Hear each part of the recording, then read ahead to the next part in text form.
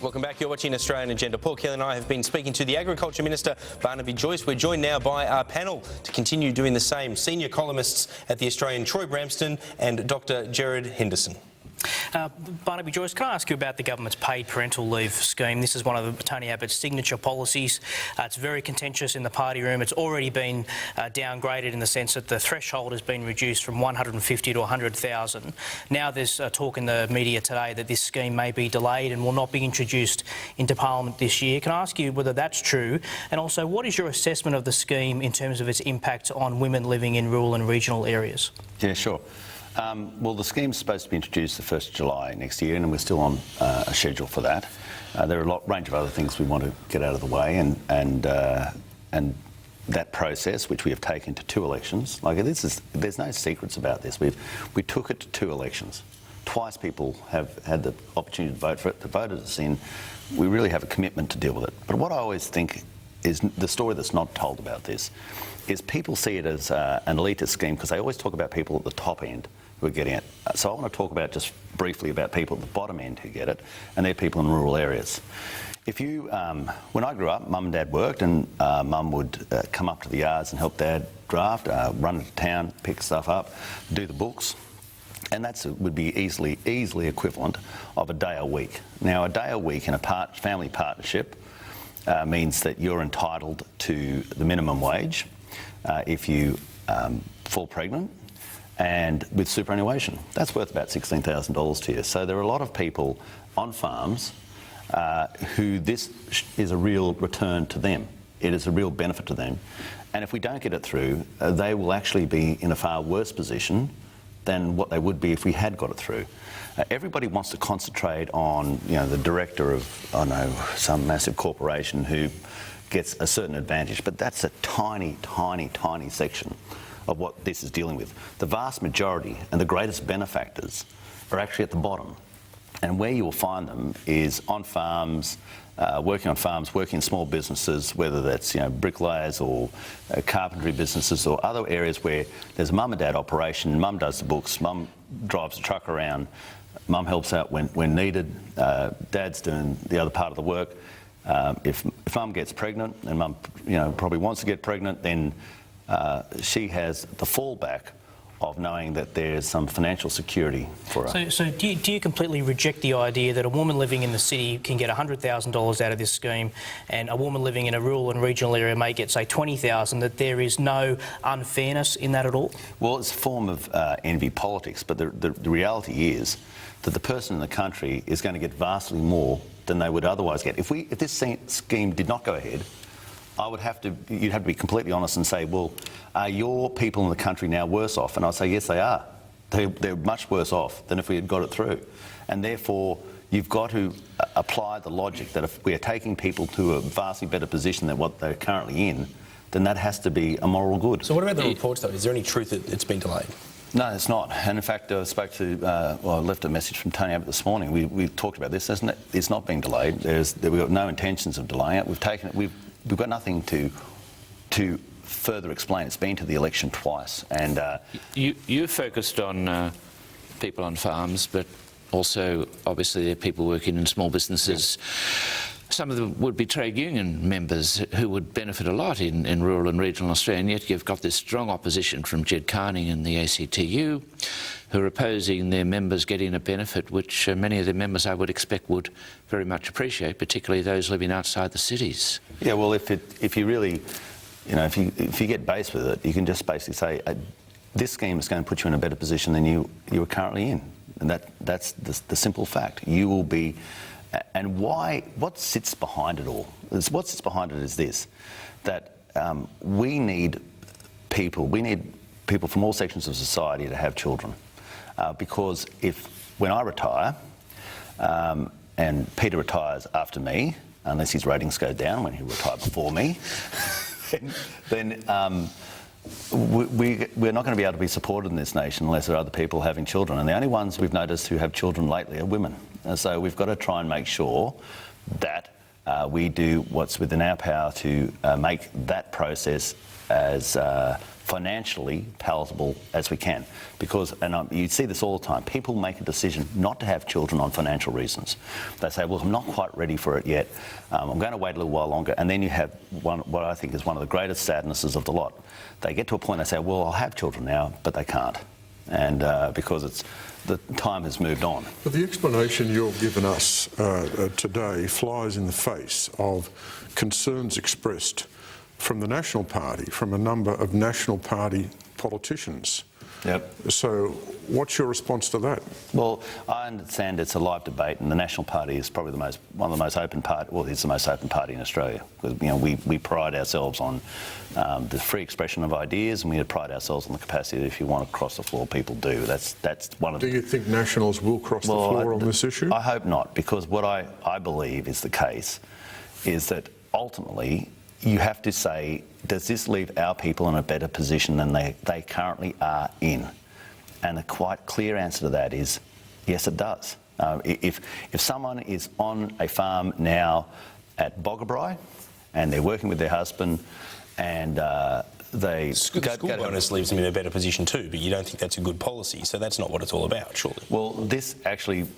Well, no, I think it is because that person is going to be in a better position to be able to deal with the financial issues that come forward. Because believe you me, if your partner, if your wife gets pregnant, you really are down. You really are. You are.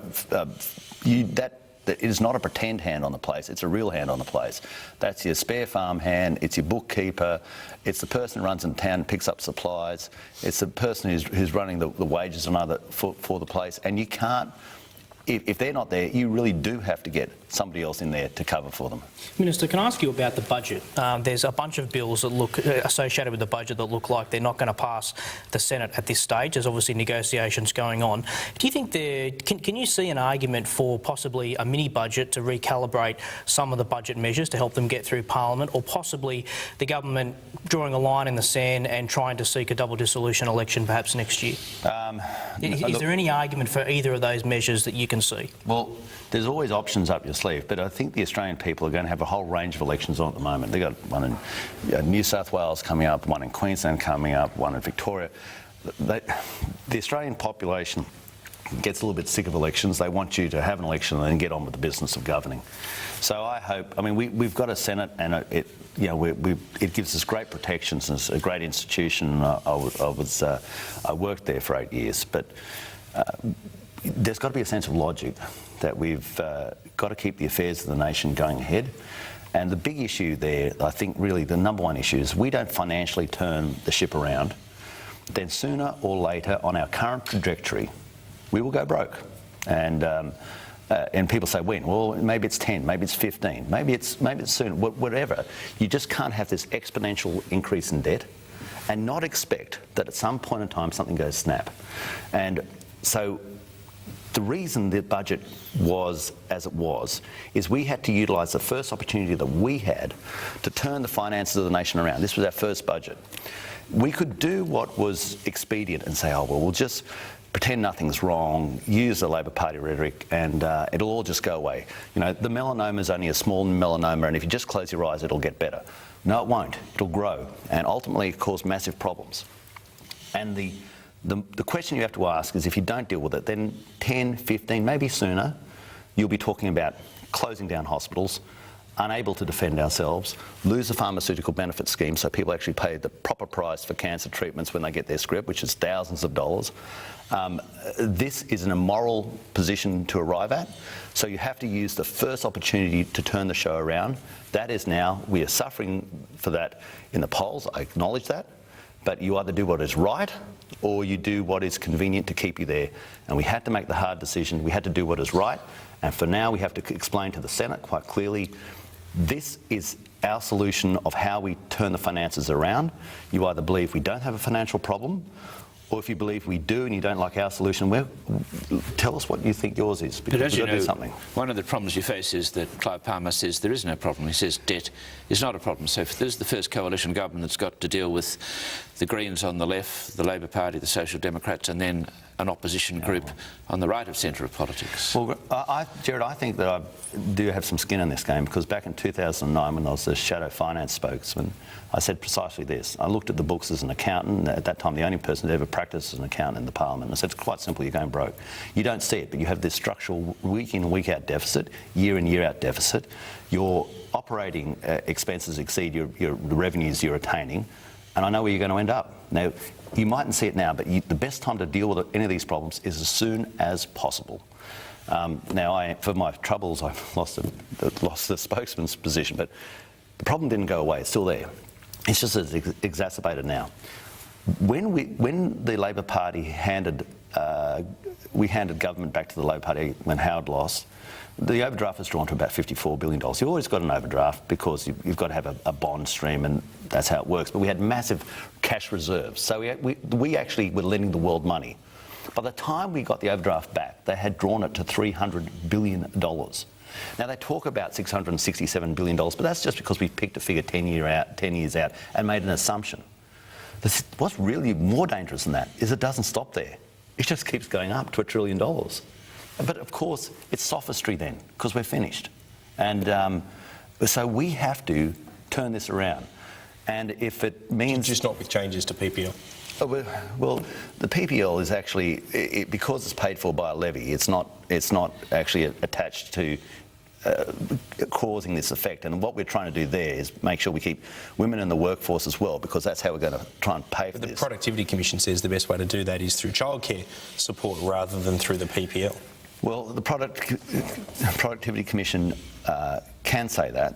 What we've got to do is make sure that we give people every opportunity to have children and not lose their house, not lose their car, which is what this is about. And you're trying to match their income streams from the past to where they are now. So it's not, you are not deciding not to have a child for a financial reason, because you want to make sure that you're ironing that over.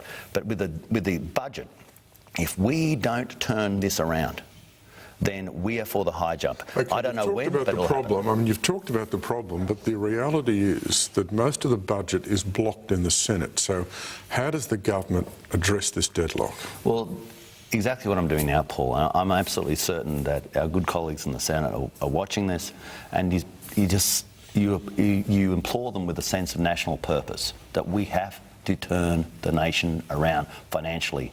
Otherwise, we are doing the worst thing for the Australian people, because all we are doing is the financial melanoma on the arm will grow and grow and grow, and in 5 years' time we'll say, well, now it's not a small discussion about small cuts. Now it's a big, big discussion about big, big cuts, and people say, how do we get ourselves into this position? It seems as though your opponents are not going to listen and act on that argument. Well, the Australian people expect a government to govern, and I think that they will clearly explain, because we will watch.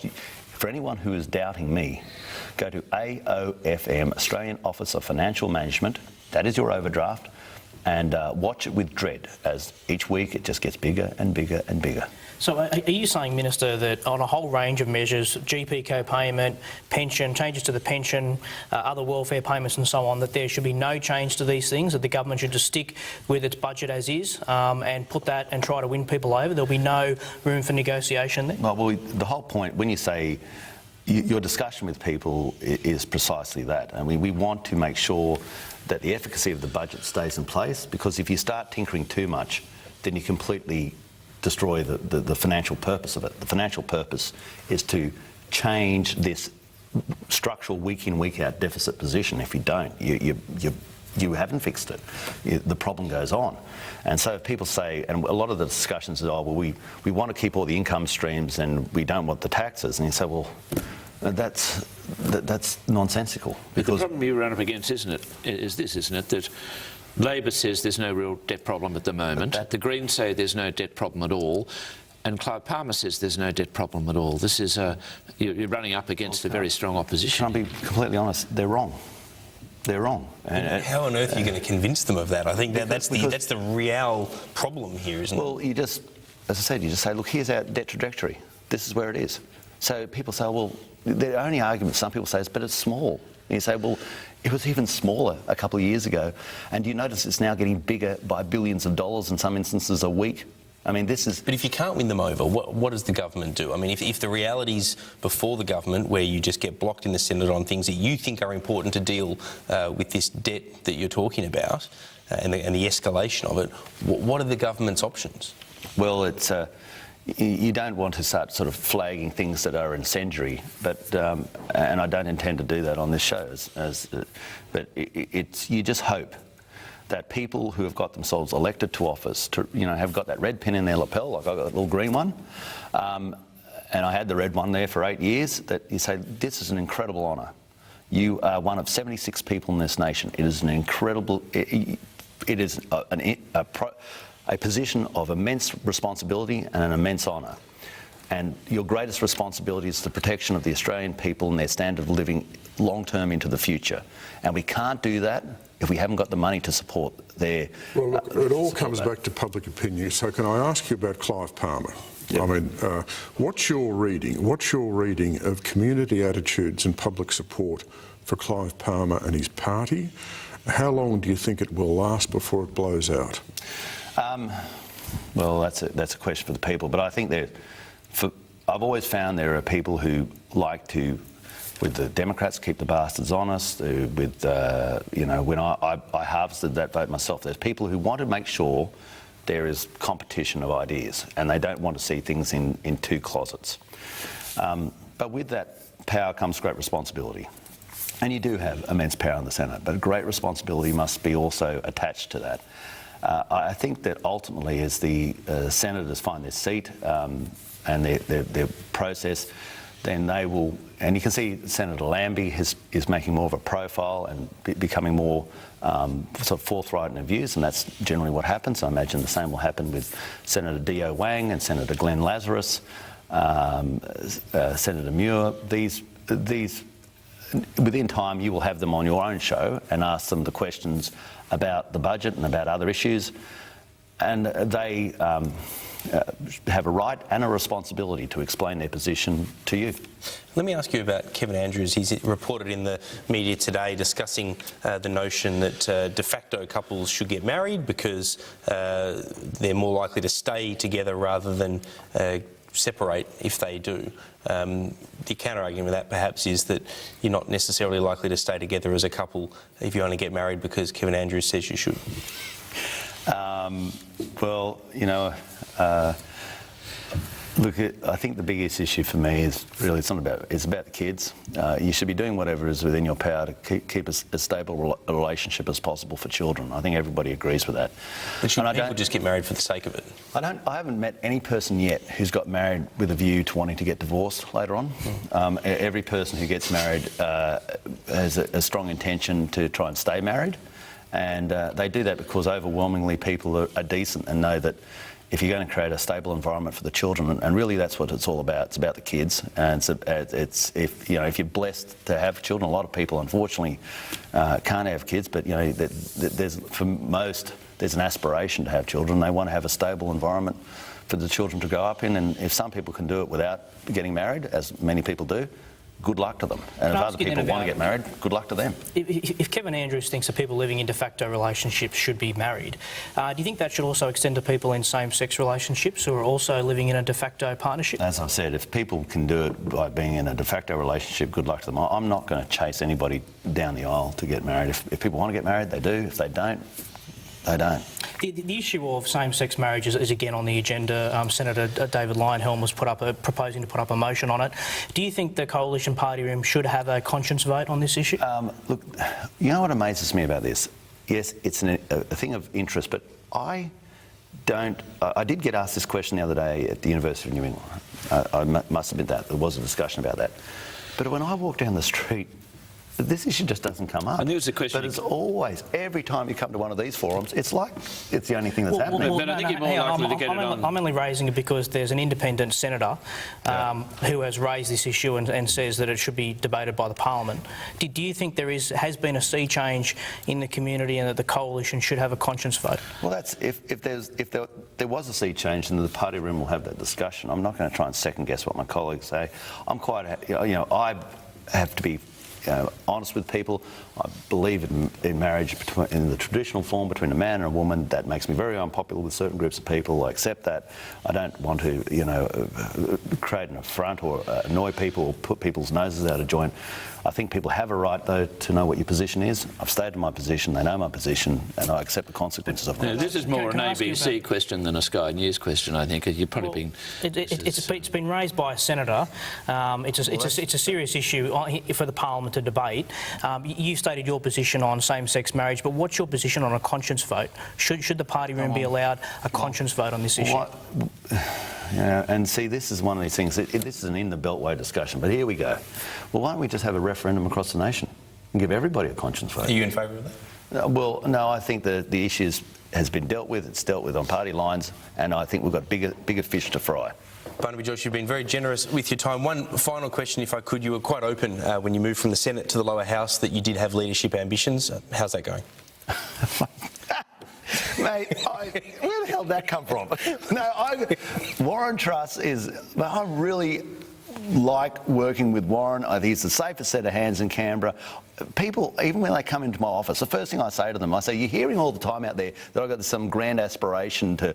I said, forget it. I want to do this job. This is the job I want to do. Warren he can be there for as long as he wants, and I hope he's there for as long as possible, because when you work with the man, he's the bloke who reads the files. He actually puts spelling corrections on the files. He's the most experienced cabinet minister we've got. You need the person who sits in there and says, look, I've heard that garbage before, and I'll tell you where this game ends up. And to lose that attribute from cabinet would be a bad move. So let's keep him there for as long as possible. All right, Barnaby Joyce, appreciate your time on the program. Thanks very much. See you.